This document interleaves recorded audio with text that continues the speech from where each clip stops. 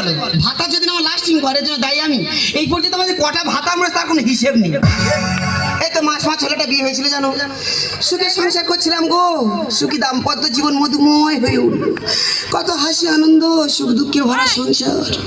হঠাৎ কি যে হলো, তা মাঘ ভাতার প্রত্যেক ঘরে তো ঠকাঠি হয় না? তোমাদের হয়, আমাদের হয়েছে। আমার ভাতার আমার দুঘা মেরেছে, আমি তো সহ্য করতে পারি না, আমার তো মাথা গরম। আমি তো আড়িয়া বংশের মেয়ে, সহ্য করতে পারিনি, মেরেছি উলাউটার হাঁটুর গুতা। তা সে যদি না দম ধরে রাখবে জন্য দায় আমি, তখন লোক আমার বলে ভাতার মারি। সে গাছটা কি হয়েছে, আমার খুব একটা অসুবিধা হয় না, মোটামুটি ম্যানেজ হয়ে যাচ্ছে। সে তো গেছে, কিন্তু তার টু কপি রেখে গেছে। সে যন্ত্র কোথায় গেল বলো তুমি? দেখেছো, যেমন জিনিস গেছে তার টু কপি রেখে গেছে। কত সহ্য করবো, তোমরা তো মা হয়েছে, আমি মা হয়েছে, ভালো লাগে না আর, জ্বালায় জ্বলে গেলাম। সকাল থেকে বায়না ধরেছে, আমার ঘট কিনে দাও, দিলাম। আবার বায়না ধরেছে, আমার ডাব কিনে দাও, দিলাম। কোন মা আছে পারবে?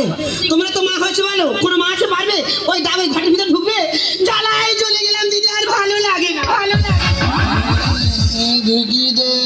আমার বাবা যেটার মধ্যে যেটা ঢোকে না আমাকে বলো না, আর মাথা গরম করিও না।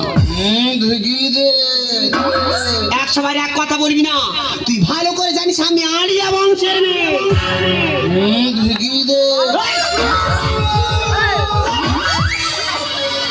100বার এক কথা বলেই যাচ্ছে, বলেই যাচ্ছে। তবে তুই আমার বিয়ে দে। অবস্থা দেখো, গাল টিপলে এখন দুধের গন্ধ নেই, বিয়ে করে খাওয়াবি কি? কেন, বাবা তো মরে গেছে, বাবা যেইটা খেতে আমার বউ এসে সেইটা খাবে।